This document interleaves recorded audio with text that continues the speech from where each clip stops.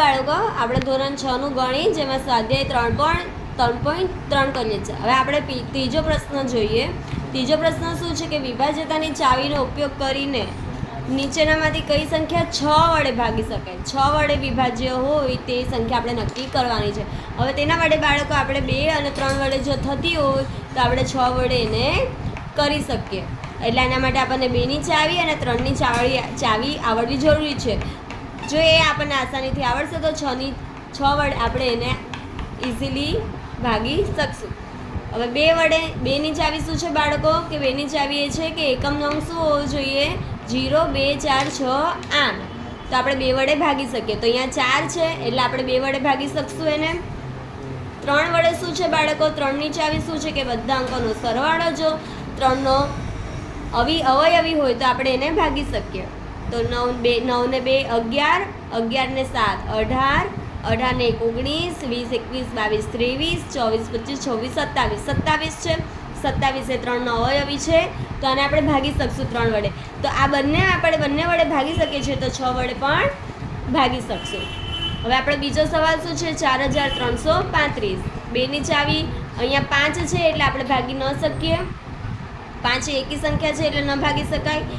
3 માટે જોઈએ 4 ને 3 7, 7 ને 3 10, 10 ને 5 15. 3 વડે ભાગી શકીએ પણ શું છે બાળકો બંને વડે જો ભાગી શકશું તો જ આપણે 6 વડે વિભાજ્ય થઈ શકે નતર નહીં. એટલે આપણે અહીંયા શું આવશે 6 વડે વિભાજ્ય નથી. હવે અહીંયા 3 છે એટલે પણ 2 વડે ન ભાગી શકાય. એનો સરવાળો કરીએ 6 ને 1 7, 7 ને 2 9, 9 ને 6 15. 3 વડે વિભાજ્ય છે પણ 2 વડે નથી એટલે આપણે 6 વડે પણ વિભાજ્ય થશે નહીં. અહીંયા 2 છે એટલે બેકી સંખ્યા છે એટલે આપણે એને ભાગી શકશું.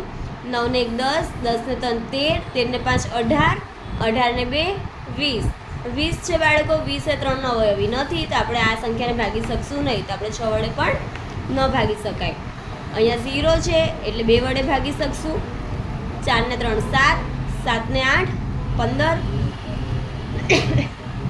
15 ને 7 22, 22 ને 5 27. 27 છે એટલે આપણે 3 ને ભાગી શકશું. એટલે અહીંયા આ બંને વડે ભાગી શકશું એટલે અહીંયા 6 વડે પણ ભાગી શકાશે.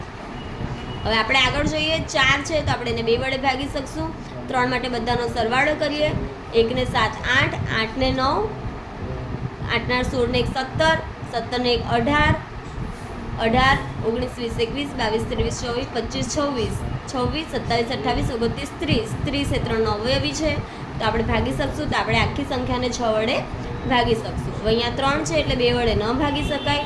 અને 3 માટે સરવાળો કરીએ 2 ને 1 3, 3 ને 5 8, 8 ને 8 16, 17 18 ને 19. 19 એ 3 નો અવયવી નથી એટલે આપણે 6 વડે પણ ભાગી શકીએ નહીં. હવે આપણે અહીંયા 0 છે 0 એ 2 નો અવયવી છે બેકી સંખ્યા છે એટલે આપણે ભાગી શકશું.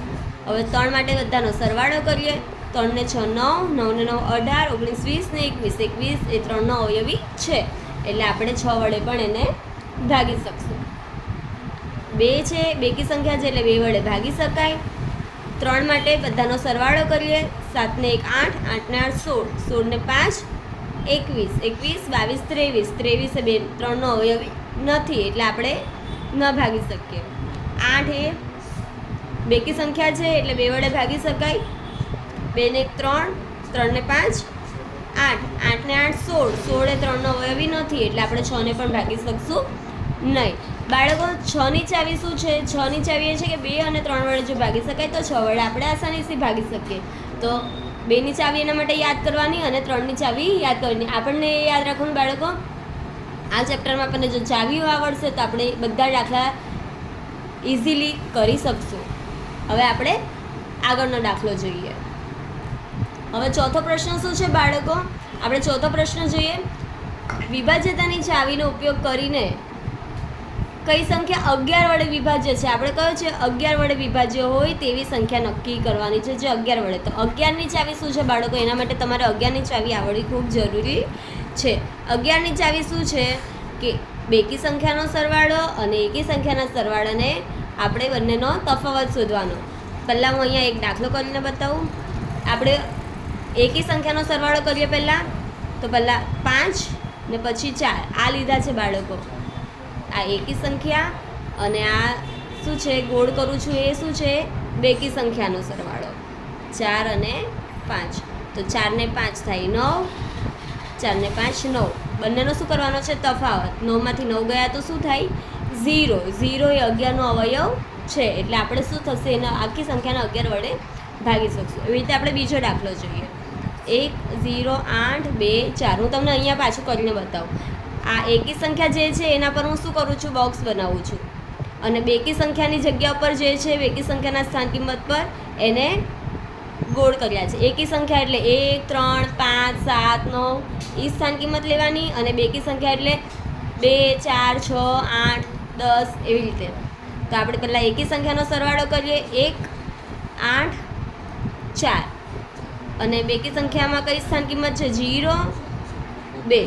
તો આનો સરવાળો અહીંયા નીચે લખીએ. 8 ને 1 9 10 11 12 13 અને અહીંયા શું છે 2 ને 0 કેટલા થશે 2 થશે. તો 13માંથી 2 ગયા તો કેટલા રહી બાળકો 11. 11 એ 11નો અવયવી છે. 11 એકા 11. આપણે 11ને 11 વડે ભાગી શકશું એટલે આ શું છે 11ની 11 આખી સંખ્યાને આપણે 11 વડે ભાગી શકશું. હવે આપણે ત્રીજો દાખલો કરીએ. રકમ લખીએ 7 1 3 8 9 6 5. હું એકી સંખ્યા પર છે એના બોક્સ બનાવું છું અને બેકી સંખ્યા છે એમાં ગોળ વર્તુળ કરું છું. પહેલાં એકી સંખ્યાના આપણે નંબર લખી દઈએ 7 3 9 અને 5 અને બેકી સંખ્યા છે એમાં આપણે લખીએ 1 8 અને 6. શું કરવાનું છે આપણે માઇનસ. આ બધા નાનો સરવાળો કરીએ. 7 ને 3 10 10 ને 9 19 19 ને 4 19 ને 5 24 માઇનસ 9 ને 8 ને 1 9 9 ને 6 15. હવે આપણે 24માંથી 15 માઇનસ કરીએ તો કેટલા આવશે બાળકો 9. 9 એ 11નો અવયવી નથી એટલે આપણે આ સંખ્યાને 11 વડે ભાગી શકશું નહીં. હવે આપણે આગળ કરીએ. હવે આપણે આગળ દાખલો કરીએ ચોથો. રકમ લખીએ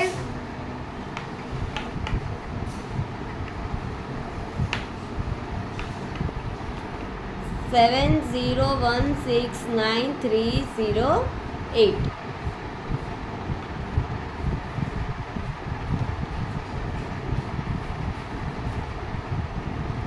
એકી સંખ્યા છે એના બોક્સ બનાવીશ. 7 9 આ લખી દો પહેલાં 7 + 1 + 9 + 0 અને બેકી સંખ્યા છે એમાં 0 + 6 + 3 + 8 લખી દઈએ. એનો સરવાળો અહીંયા લખીએ. 7 ને 1 8 8 ને 9 17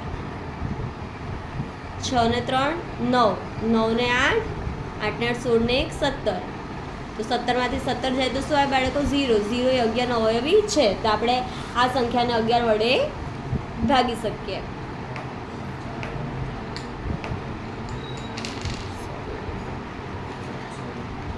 આપણે અહીંયા શું આવશે આપણે ત્રીજો દાખલો ગણ્યો ને એ અહીંયા હું લખવાનું ભૂલી ગઈ ત્યાં એ છે. હા બાળકો.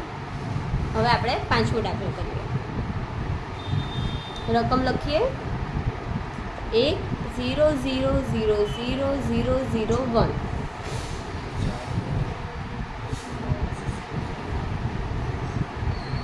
एक +0 +0 +0 0 +0 +0 +1. તો અહીંયા 1 આવશે. અહીંયા 1 1 - 1 કેટલો થશે 0 બાળકો. એટલે આપણે આ નંબરને 11 સાથે ભાગી શકીએ. તો આપણે અહીંયા લખશું આખી સંખ્યાને 11 વડે ભાગી શકાશે. હવે આપણે છઠ્ઠો દાખલો કરીએ. આપણે પહેલાં રકમ લખીએ.